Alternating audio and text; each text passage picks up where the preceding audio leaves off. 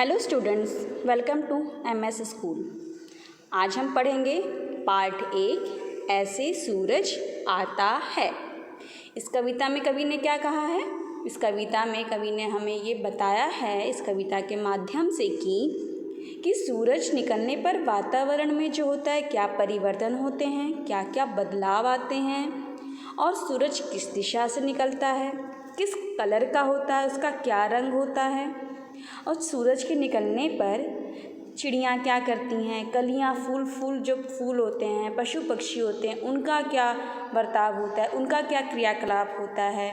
सूरज के आगे बढ़ने पर सभी लोग आलस्य को त्याग कर अपने कामों में लग जाते हैं और धरती आकाश तक सभी स्थान सूरज की रोशनी में चमकने लगते हैं। इस पाठ में कवि ने इन सभी बातों का वर्णन किया है। आगे हम आपको इस कविता के माध्यम से इस पाठ की व्याख्या करेंगे। चलिए तो हम स्टार्ट करते हैं पाठ। ऐसे सूरज आता है। ऐसे सूरज, पाठ का नाम है ऐसे सूरज आता है। पूरब का दरवाजा खोल, धीरे धीरे सूरज गोल, लाल रंग बिखराता है, ऐसे सूरज आता है। इसमें कवि कह रहे हैं कि जो सूरज होता है वो पूरब दिशा से धीरे धीरे लालिमा लिए हुए वो बाहर निकलता है। कौन सी दिशा से? पूरब दिशा से। और जब सूरज निकलता है तब क्या प्रकृति में वातावरण में बदलाव आता है वो देखिए। गाती हैं चिड़ियाँ सारी, खिलती हैं कलियाँ प्यारी, दिन सीढ़ी पर चढ़ता है, ऐसे सूरज बढ़ता है। जब सूरज आता है चिड़ियाँ क्या होता है, सुबह आप लोग देखते होंगे सुबह सुबह क्या होता है, जब सूरज निकलने वाला होता है उसके पहले हमें कोयल की आवाज़ होती है, मोर की आवाज़ होती है, चिड़ियाँ चहचहाने लगती हैं तो हमें लगता है अरे सुबह हो गई है, उनकी आवाज़ आ रही है। और जो कली होती है वो खिल जाती है, फूल बन जाती है।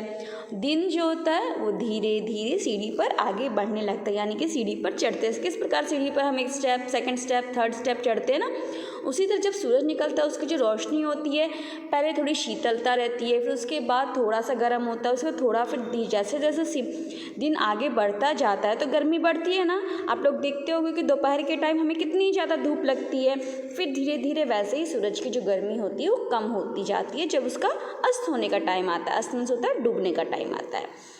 ठीक है। लगते हैं कामों में सब, सुस्ती कहीं न रहती तब, धरती गगन दमकता है, ऐसे तेज चमकता है। जब सूरज निकलता है तो सभी लोग अपने अपने कामों में लग जाते हैं। होता है जैसे आप लोग हैं, हम बच्चे जो होते हैं, मम्मी होती हैं, पापा होते हैं, सब क्या करते हैं हमारे घर में, जैसे आप हमें मालूम है कि हमें सबको सुबह सुबह अपने किसी को स्कूल जाना होता है, पापा को ऑफिस जाना होता है, मम्मा को सबका टिफ़िन पैक करना होता है, काम करना होता है। जैसे ही सुबह होती है सब अपने अपने काम में उठ के फटाफट हम लोग लग जाते हैं ना कि हमें ये करना है, जिसका जो काम है। तो उसी तरह से इसमें कह रहे हैं कवि कि लगते हैं कामों में सब, सुस्ती कहीं न रहती तब। जब हम सब कामों में लग जाते हैं हमारे अंदर सुस्ती मतलब होता है आलस्य, हमारे अंदर आलस्य बिल्कुल भी नहीं रहता है। धरती गगन दमकता है, और धरती आसमान दोनों दमकने लगता है।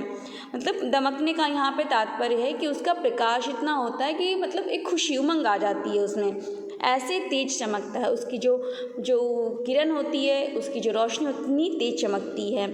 गर्मी कम हो जाती है, धूप थकी सी आती है, सूरज आगे चलता है, ऐसे सूरज ढलता है।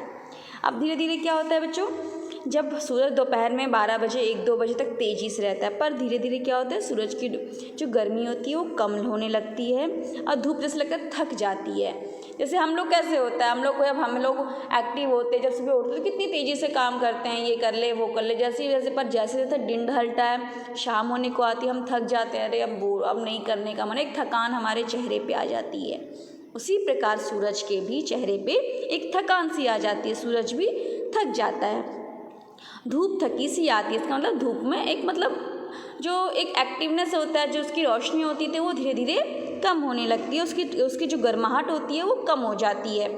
सूरज और धीरे धीरे आगे चलता रहता है और इस प्रकार वो ढल जाता है, यानी कि अस्त हो जाता है। ये कविता किसने लिखी है? ये कविता सुप्रसिद्ध कवि श्री प्रसाद जी ने लिखी है। और इस कविता से जो हमें सीख मिलती है, सूरज अपने साथ उमंग और खुशियाँ लेकर आता है। क्योंकि जब सूरज आता है तो रियली में हमारे अंदर उमंग होती है, खुशियाँ होती है, हमें कोई काम करने की जिज्ञासा होती है। इसलिए इसमें जो हमें सीख मिलती है, सूरज अपने साथ उमंग और खुशियाँ लेकर आता है। धीरे धीरे इस प्रकार हमें भी सूरज की तरह ही बनना चाहिए।